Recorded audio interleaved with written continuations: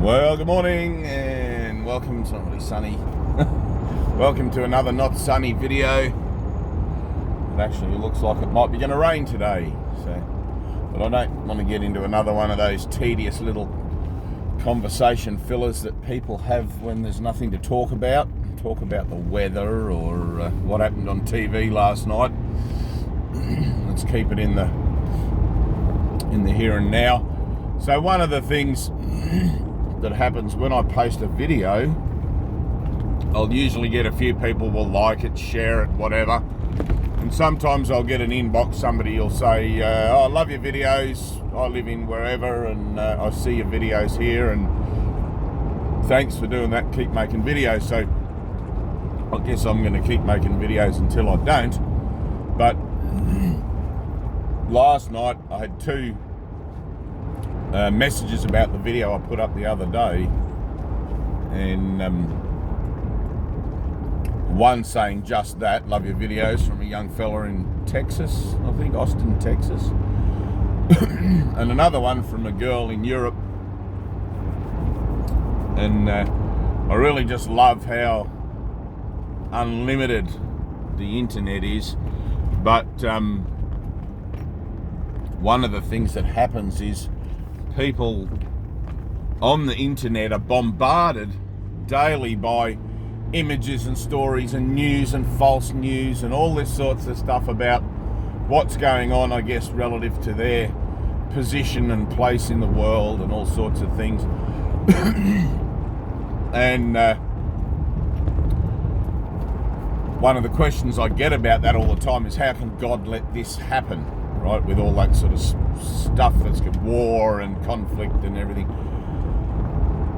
And if you're a course student, which I always advocate for people, read the bloody Course in Miracles, do the workbook lessons, and then think about what questions you want to ask, because if you're doing those workbook lessons, you'll be bringing your mind and your focus and everything back to here all the time, putting your finger on your nose, taking responsibility for your thinking.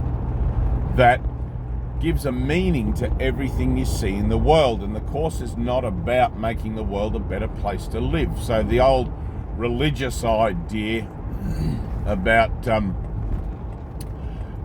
making heaven on earth, right? I thought I'd tackle that one because a lot of people seem to be labouring under this false impression that because we serve Jesus, we're here to make the world a better place and to bring the attributes or the quality of heaven, whatever you imagine that to be, to earth, to make it better for our children, grandchildren, etc.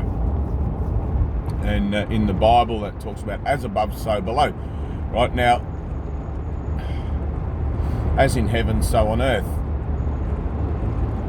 So that idea, as in heaven, so on earth, is about the nature of God's will. Right? God's will is prevalent and all-encompassing, as above, right? And when I say as above, you have to think of it in terms of, let's say, Jesus describing to some very simple tribes folk 2,000 odd years ago in the Middle East, talking about heaven or the formless realm, as a place that is not on earth, that is up there, right? Because there's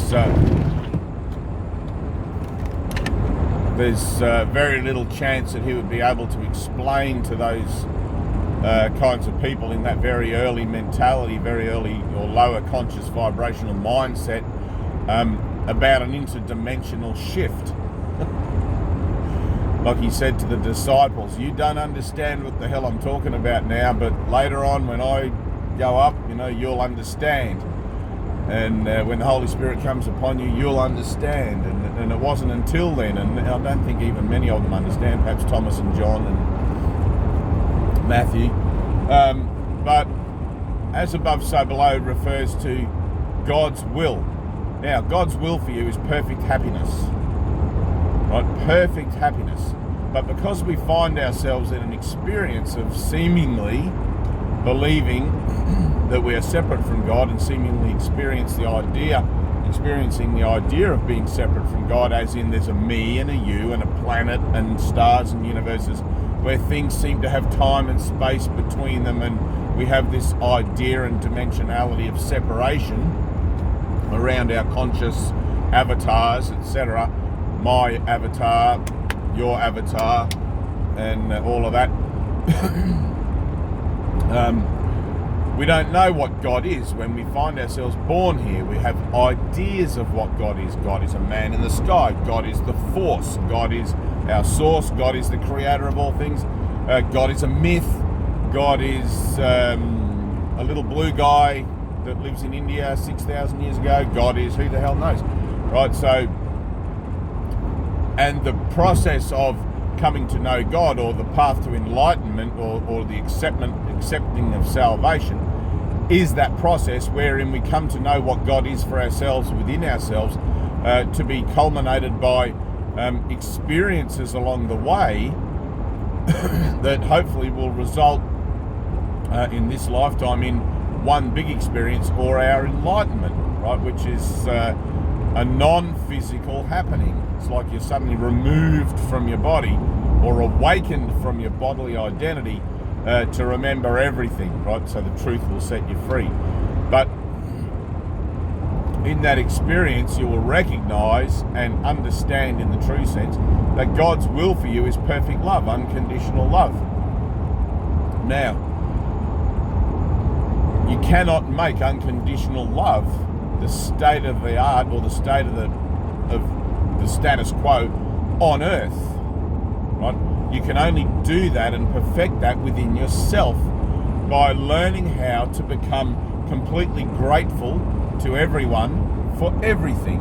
And that's going to sound incredibly hard to do, because there are people out there that are playing the part of villain and murderer and tyrant and all of these sorts of things, and you be like, well, there's no way I'm going to love that person unconditionally, because that person deserves to have their head cut off or put in prison to rot, you know, and all these sorts of things. And it's like, well, for a second there you have to step back, and for anyone who's had any personal trauma in their life that exceeds a certain amount, like the scales have tipped completely, this is going to be difficult, right? But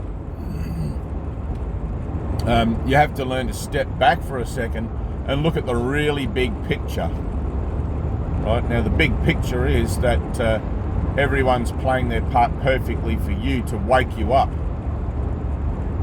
right? And in this world, that can look like anything, because in this world there are no real rules. Even though we make the laws of man and this and that and the other, there's nothing that can stop a meteorite crashing to the planet and destroying everything. There's nothing that can stop a new plague breaking out and killing everybody.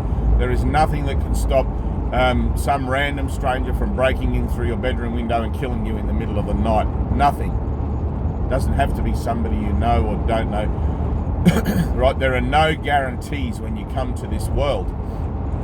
There are no guarantees when you enter this dimension. And you might think, well, why the fuck did I come here? This place is crazy. And I've asked that question many times. And it's not so much that you chose to come here because you didn't know what here was, what here would look like. None of us did, right? Think of it more like, well, we were given free will and we chose to go on the Titanic with it to have an experience of what we can do in another land. Right? And the Titanic sank. Right? Now, because we're eternal, we don't die. We're all still in the Titanic together, lost in some other dimension. Right? Lost, try to put it that way, or exiled, or no, lost is probably better. But we're caught up in this kind of frame of reference that tells us that we're bodies and whatever. And because the power of our mind is of God, we are using that power of God, which is our free will, to convince ourselves that we're actually here in a physical world, driving a car and talking, making videos, etc. Right? It's like the Matrix. And until the experience of our union in God or our enlightenment dawns upon our mind, until we give our life and will to God completely,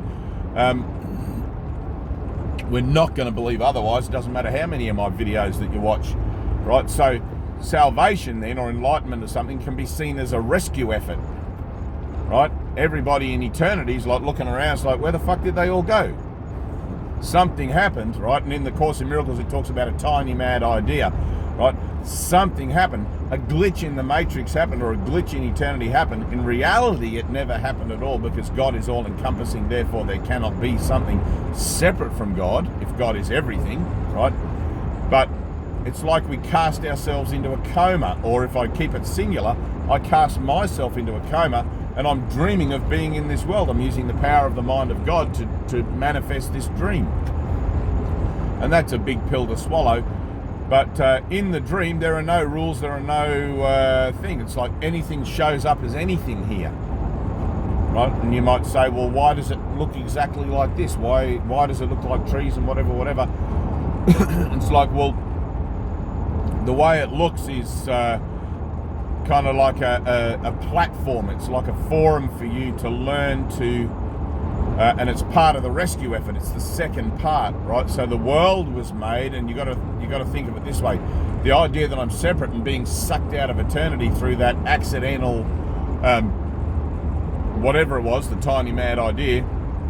In the Bible, it talks about it as the fall from grace. You know, Adam and Eve and the apple and all of that, and or Satan versus God and cast out. You know. But where was I going with that? Oh, lost it. But you know, you got to think that. So, if you're a gladiator, this is another little story I like to put it as. If you're a gladiator, you're a kid growing up in ancient Rome, and you wanted to fight in the Colosseum. You don't know what's going to happen when you go in the Colosseum, whether they're going to send out somebody your own size, or whether they're going to send out a fucking lion, you know, or 2 lions or whatever, and it's just going to be a bloodbath and you're not going to survive.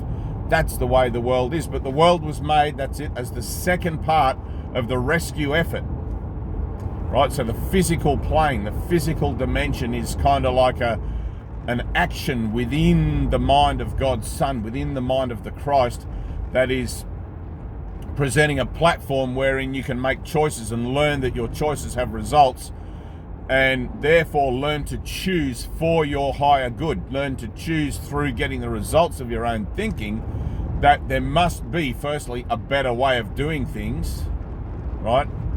That there must be a God or some other greater life force to bring this all up, because like one particle of matter and one particle of antimatter cancelling each other out, or not cancelling each other out, and therefore forming the Big Bang, is hardly, you know, when you look at the things on the quantum level, is hardly a really valid kind of reason for how this all exists. But in the Earth text of A Course in Miracles, it says that the world was made as a platform for you to learn about making choices, and more specifically about making a better choice. So we're using choice to bring about a state of mind within ourselves that reflects God's will, as above, so below, right? Now that happens through learning to be grateful for everyone for everything, because everyone is playing a part for us. It's like, wow, I love what I see in that person. I don't like what I see in that person. Realizing that the stories that we're telling ourselves about persons, good or bad, are completely immaterial, because we are spirit, right? So the good and the bad, the better and the worse, the yin-yang thought system, that mine and yours, that separative kind of thing that keeps us distinct from each other and verifies our identities, is what we are transcending or transforming as we embark upon our spiritual maturation. And in that, as we do so, we naturally take responsibility for the thoughts about the things that we see outside of ourselves, because we're the ones that have given it all the meaning it has to us. And we're only ever reacting to that meaning in our own mind. So if I stop reacting to the meaning I give that war, that murderer, that charity worker, that childcare person, that whatever, of being good and bad or better and worse, if I stop reacting to the meanings in my own mind, right, and leave the space empty, if I just don't fill in the gap for a second, oh, there's my brother in Christ who has taken female form or male form, right? You can add the story after if you want, but the recognition is always of the truth first. There is that person, that brother, right, who is playing that part for me to show me something about myself. Get in front of this truck here. To help me free myself and them from the meaning that I've placed upon the role that they have chosen to play for me. Right? There's that jealous bitch. There's that manipulative bastard. There's that whatever it is. And it's like, well, hang on a minute. I only want to see the truth in all things. Let me let go of the meaning and the definition that I've placed and projected onto that person. Forgive myself for that and leave the gap free in the recognition that there is no past. And it's only my past that tells me what I think I'm seeing there. There is no past. And my job as a spiritual aspirant is to learn to live in the present and focus all my efforts on what is here and now. And in the here and now, without the past that tells me about the stories of someone or something, everything's brand new, right? Without the future, which is only anticipated, everything's just here and now. It's just brand new. And as I learn to live in the newness or the wonder of this brand new moment, right? The past can't touch me. The future doesn't worry me. And I learn to live in peace. And in my peaceful state of mind, as it becomes more and more grounded and more all-encompassing, my state of inner peace then here becomes my vibration. Right? My state of inner peace trues up. I'm no longer over this side angry or this side like ridiculously off the manic end. I'm just in the middle path. I'm just walking the center, and my vibration trues up to a singular vibration, right, which matches then the singular vibration of God or creation, right? As above, so below. And I can, through my meditative or singularly here and now efforts in here, extend my awareness or take my awareness of the here and now inward in a listening posture, in a listening action of mind, and have direct experiences of the light in my own consciousness and connect once again with reality, truth, God, unconditional love in me. And that's how that works. I hope you liked that one. That was pretty good. All right, so as above, so below.